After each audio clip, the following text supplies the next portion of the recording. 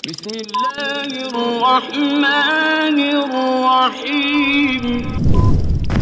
अस्सलामु अलैकुम वरहमतुल्लाहि वबरकातुहू। फ़िक्र ख़बर स्टूडियो में आपका इस्तक़बाल है। आज 25 नवंबर 2018। देखिए मुल्की और आलमी अहवाल से जुड़ी कुछ अहम और ख़ास खबरें। आइए डालते हैं एक नज़र सुर्खियों पर। गौरी लंकेश कत्ल मामले में मुलव्वस तंजीम पर पाबंदी लगाने का ऐलान कर सकती है कर्नाटक हुकूमत। नायब वज़ीर आला कर्नाटक का बयान। कांग्रेस के सीनियर रहनुमा CK जाफर का इंतकाल। कल दोपहर कुद्दूस साहब ईदगाह में की जाएगी तदफीन। हरीन पांड्या कत्ल मुकदमे में 12 मुस्लिम नौजवानों के खिलाफ दाखिल अपील पर मंगल को सुप्रीम कोर्ट में समाअत मुतवक्के।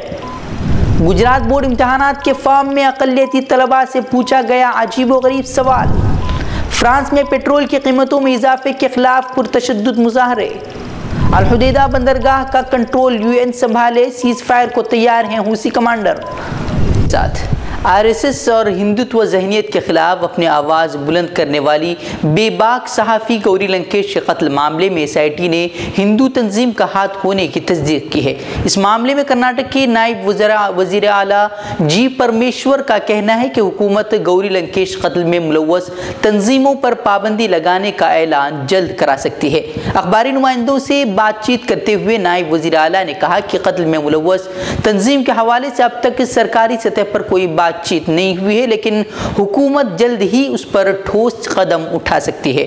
ख्याल रहे कि गुज़िश्ता जुमे के रोज़ कत्ल की जांच कर रही खुसूसी जांच दस्ते SIT ने बेंगलुरु की एक अदालत में चार्जशीट दाखिल की है, जिसमें बताया गया है कि यह कत्ल 5 साला साजिश का नतीजा है और इस मुनज़्ज़म साजिश को दाएं बाजू की हिंदुत्व तंजीम सनातन संस्था से जुड़े लोगों के जरिए अंजाम दिया गया। SIT ने करीब 9000 सफ़हात पर मुश्तमिल चार्जशीट दाखिल की, जिसमें सनातन संस्था तंजीम समेत 18 मुल्ज़िमीन के नाम लिए गए हैं। ख्याल रहे कि उन्हें इसलिए मारा गया क्योंकि वो हिंदुत्व के एजेंडे के खिलाफ अपनी बेबाक राय रखती थी। पाकिस्तान के साबिक रेलवे वजीर CK जाफर शरीफ का आज इंतकाल हो गया। जाफर शरीफ का इंतकाल 85 साल की उम्र में बेंगलुरु के एक प्राइवेट अस्पताल में इलाज के दौरान हुआ है। उन्हें सांस लेने में परेशानी हो रही थी। कल बाद नमाज ज़ोहर मस्जिद कादरिया में उनकी नमाज जनाजा अदा की जाएगी और तदफीन बाद नमाज कुद्दूस साहब ईदगाह में होगी। इंतकाल की खबर मिलने के बाद सियासी लीडरों और सरकर्दा शख्सियात ने ताज़ियत का इजहार किया है।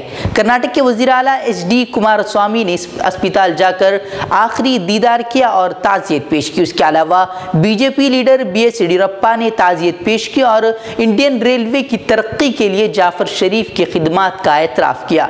ख्याल है कि वो कर्नाटक की सियासत में कांग्रेस का अहम चेहरा रहे हैं, क्योंकि वो तवील वक्त से कांग्रेस से मुंसलिक रहे हैं। कांग्रेस की दौरे इक़्तिदार में 1991 से 1995 तक वो रेलवे वजीर भी रह चुके हैं। वाज़ेह है कि गुज़िश्ता रोज़ CK जाफर शरीफ की सेहत जुमे के रोज़ अचानक बिगड़ गई। वो नमाज जुमा की तैयारी कर रहे थे कि उसी वक्त उनकी तबीयत ख़राब हो गई और वो बेहोश हो गए। उसके बाद फ़ौरन उनके पोते ने उन्हें अस्पताल पहुँचाया। डॉक्टरों की टीम ने उनकी तशख़ीस करने के बाद इंकिशाफ किया कि उन्हें दिल का दौरा पड़ा था, ताहम आज वो दुनिया से रुखसत हो गए।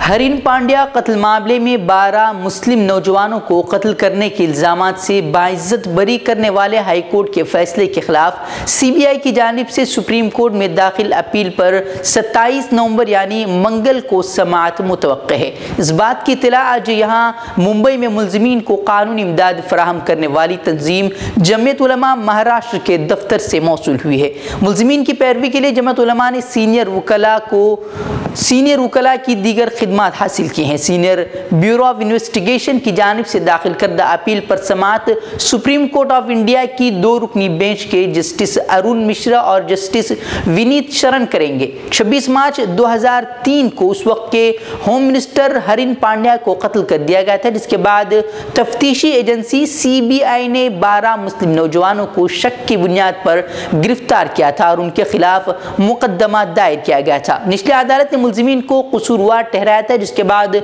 जमीयत उलमा ही के तवस्सुत से हाई कोर्ट में अपील दाखिल की गई, जहां हाई कोर्ट ने तमाम 12 मुल्ज़िमीन को बाइज्जत बरी करते हुए उन्हें जेल से रिहा करने के अहकामात जारी किए थे। गुजरात में 10वीं और 12वीं बोर्ड के इम्तिहानात के लिए फॉर्म भरने का आगाज़ हो चुका है, लेकिन उस वक्त तनाज़ा पैदा हो गया जब इस बात का इंकिशाफ हुआ कि गुजरात बोर्ड इम्तिहान के फॉर्म में अक़लियती कम्युनिटी के तालिब इल्मों से पूछा गया कि वो मुस्लिम हैं। इस मामले को लेकर तलबा व वालिदैन नाराज़गी का इजहार कर रहे हैं। हुकूमत का कहना है कि 2013 से ये फॉर्म तब्दील नहीं हुआ है। Ahmedabad municipal corporation school board के रुकन ने इस मामले में कहा है कि गुजरात हुकूमत से पूछना चाहता हूं कि अक़लियती कम्युनिटी में सिख, ईसाई, बुद्ध, जैन और मुस्लिम का भी शुमार होता है। ऐसे में सिर्फ मुस्लिम कम्युनिटी के बच्चों से ही मुस्लिम का ऑप्शन क्यों दिया गया? इस मामले पर समाजी कारकुन कलीम सिद्दीकी ने तशवीश का इजहार करते हुए कहा है कि इस तरह का ऑप्शन देखकर ऐसा लगता है कि जिस तरह से सन 2002 में गुजरात हुकूमत ने पुलिस से इलाके के मुस्लिम बरादरी के कारोबारी अफराद और उनकी दुकानों की शनाख्त करने के लिए सर्वे किया था, उसी तरह से 2019 के इलेक्शन आने से कबल 10वीं बच्चों के साथ ऐसा रवैया चौंकाने वाली बात है। फ्रांस में पेट्रोल की कीमतों में इजाफे और मुजवजा टैक्स के खिलाफ पेरिस में हज़ारों लोग सड़कों पर उतर आए। मुश्तइल मुजाहिरीन ने पेट्रोल की कीमत में इजाफा करने पर शदीद एहतजाज करते हुए हुकूमत के खिलाफ नारे लगाए और पुलिस पर भी पथराव किया।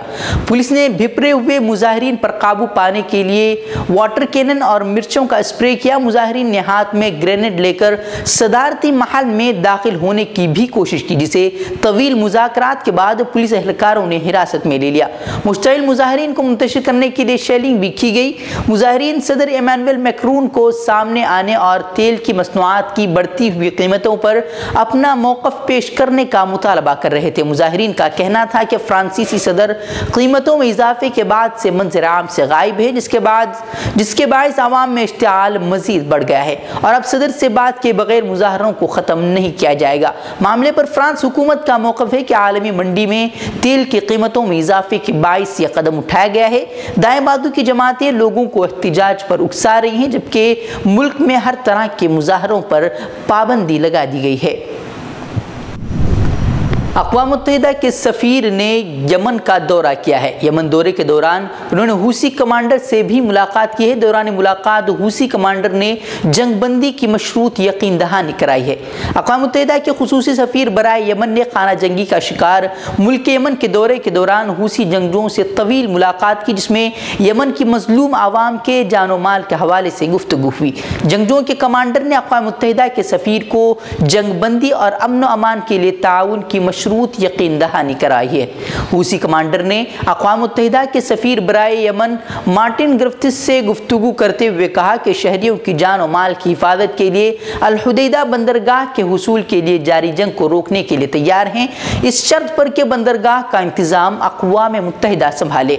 अल हुदैदा बंदरगाह पर कंट्रोल हासिल करने के लिए अरब इत्तेहाद और हूसियों के दरमियान जंग के बायस खुराक की तरसील में हो शुबा कमी वाक़ हुई थी, जिसके बायस जंगज़दा मुल्क में फाका कशी का मजीद इजाफा हो गया है, जो पैदर पे लोगों को लुक़्मे अजल बनाता जा रहा है।